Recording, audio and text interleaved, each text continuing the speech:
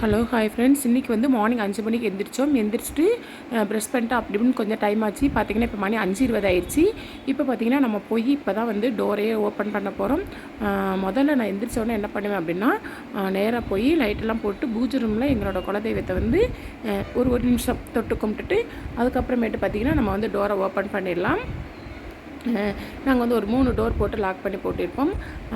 இப்போ வந்து குலதெய்வ சாமி வந்து தொட்டு கும்பிட்டாச்சு, பூஜை ரூமில் லைட்டெல்லாம் போட்டாச்சு.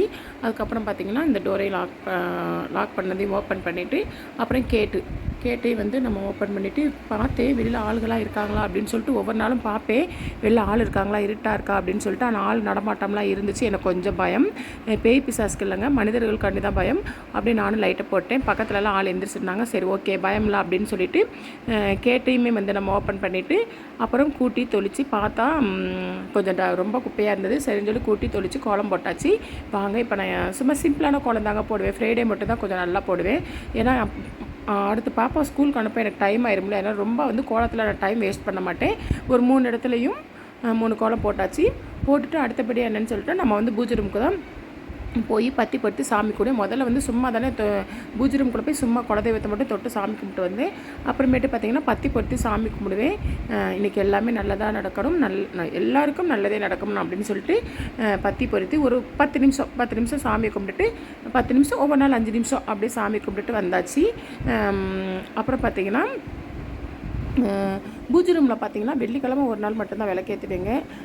மற்ற நாள் அவ்வளோ விளக்கேற்ற மாட்டேன். மற்ற நாள் வந்து பார்த்திங்கன்னா சும்மா பற்றி மட்டும் பொறுத்து தான் சாமி கும்பிடுவேன். அது முடிச்சோட நம்ம கிச்சனுக்கு வந்தாச்சு. கிச்சனில் வந்து என்ன பண்ணணும் பார்த்திங்கன்னா, குக்கரில் வந்து தண்ணியை வச்சு ஒலையை காய விட்டு நம்ம ரைஸ் போட்டாச்சு. ஒலை நல்லா காயட்டு மூடி போட்டிருந்தேன். அப்புறம் கொஞ்சம் நேரத்தில் ஒலை காஞ்சிருச்சு. காஞ்ச உடனே பார்த்திங்கன்னா அரிசி ஏற்கனவே எடுத்து ஊற வச்சுருந்தேன். அது போட்டாச்சு. ஊடாலே வந்து பூனைக்குட்டிகளெலாம் ரொம்ப பசியில் கத்திட்டு இருந்தது. அதுகளுக்கு வந்து தயிர் சாதம் பேசிட்டு வெளியே வச்சாச்சு. அடுத்து என்ன பண்ணுங்கிறது அடுத்த வீடியோவில் பார்க்கலாம். ஹலோ ஹாய் ஃப்ரெண்ட்ஸ், இன்றைக்கி நம்ம சிம்பிளான முறையில் ஒரு தக்காளி குழம்பு பார்த்துலாம். அதுக்கு பார்த்திங்கன்னா தேங்காய் எண்ணெய் ஊற்றி நல்லா தேங்காய் எண்ணெய் காஞ்ச உடனே கொஞ்சம் கடுகு உளுந்தம் பருப்பு கருவேப்பிலை போட்டு நல்லா அது பொரிஞ்ச உடனே பார்த்திங்கன்னா சின்ன வெங்காயம் தக்காளி ஒரு 3 பச்சை மிளகா நான் கட் பண்ணி வச்சுருக்கிறேன். அதையும் போட்டு நல்லா மசிச்சிக்கலாம்.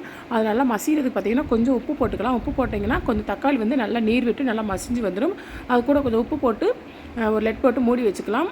வச்சதுக்கப்புறம் பார்த்திங்கன்னா கொஞ்சம் நேரம் எடுத்து நல்லா தக்காளி 1-2 நல்லா மசியாமல் இருந்ததுன்னா நம்ம கரண்ட்டை வச்சு நல்லா அதை இது பண்ணி விட்டோம் அப்படின்னா நல்லா அது மசிஞ்சிடும். அமைக்கி விட்டோம் அப்படின்னா நல்லா மசிஞ்சிடும்.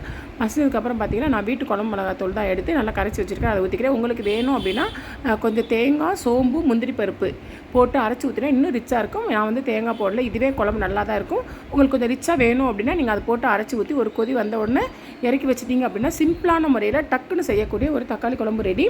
ஓகே ஃப்ரெண்ட்ஸ், இந்த வீடியோ பிடிச்சிருந்தது அப்படின்னா லைக் பண்ணுங்கள், ஷேர் பண்ணுங்கள், கமெண்ட் பண்ணுங்கள், மறக்காமல் சப்ஸ்கிரைப் பண்ணுங்கள். நம்மளுக்கு கொஞ்சம் அவசரமாக இருக்குது அப்படிங்கிற பேரில் நம்ம இந்த மாதிரி தக்காளி குழம்பு செஞ்சு சாப்பிட்லாம். பேச்சுலர்ஸ்க்கு ரொம்ப யூஸ்ஃபுல்லாக இருக்கும். Okay friends. Hello hi friends, இப்போது நம்ம தக்காளி குழம்பு ரெடி ஆச்சு. அடுத்து பார்த்திங்கன்னா சிம்பிளான முறையில் ஒரு கேரட் பொரியலாம்.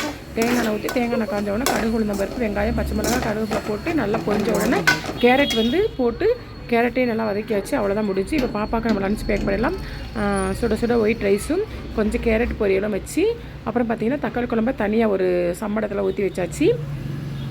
அவளுக்கு ஸ்நாக்ஸ்க்கு வேணும் அப்படிங்கிறதுனால வந்து கொஞ்சம் நெல்லிக்காய் இருந்தது. நெல்லிக்காய் வந்து நான் கொஞ்சம் நம்ம கார்டனில் படித்த நெல்லிக்காய் ஃப்ரிட்ஜுக்குள்ளே வச்சுருந்ததுனால ஒரு மாதிரி இருந்தது. அதை எடுத்துக்கொண்டு போய் லேசாக வாஷ் பண்ணி அவளுக்கு ஒரு சின்ன டப்பாவில் நெல்லிக்காயும் போட்டு அப்புறம் பார்த்திங்கன்னா அந்த காரப்பொடி கொஞ்சம் தூவி வச்சாச்சு. ஸ்நாக்ஸ்க்கு அவள் சாப்பிட்டுக்குருவான். காரப்பொடி தூவி வச்சுட்டு அது பார்த்திங்கன்னா கொஞ்சம் 1-2 வந்து பார்த்திங்கன்னா அழுகி போயிருந்தது. அதை பார்த்து நான் போட்டுட்ருந்தேன். போட்டு ஏன்னா அவளுக்கு எப்பயும் ஃப்ரூட்ஸ் கொடுத்து விடுவேன். இன்றைக்கி வந்து ஃப்ரூட்ஸ் இல்லை, அதனால் வந்து கொஞ்சம் நெல்லிக்காய் வச்சு விட்டேன். நெல்லிக்காய் காரப்படினா அவளுக்கு ரொம்ப பிடிக்கவும் செய்யும். அதனால் ஓகே, இதோட நம்ம சமையல் வீடியோ முடிஞ்சு. இந்த வேலை முடிஞ்சதுக்கப்புறம் தான் பெருமூச்சு விட்டு உட்கார மாதிரி இருக்குது. என் பொண்ணை ஸ்கூலுக்கு அனுப்ப தட்டியும் எனக்கு அவ்வளோ ஒரு வேலையாக இருக்கும். காலெலாம் வரைக்கும் இருந்தாலும் பரவாயில்ல, என்ன செய்ய பொண்ணுக்காக நம்ம பண்ணி தானே ஆகணும். ஓகே ஃப்ரெண்ட்ஸ், எத்தனை பேருக்கு இந்த வீடியோ பிடிச்சிருந்தா லைக் பண்ணுங்கள், ஷேர் பண்ணுங்கள், கமெண்ட் பண்ணுங்கள், மறக்காமல் சப்ஸ்கிரைப் பண்ணுங்கள். ஓகே, பாய்.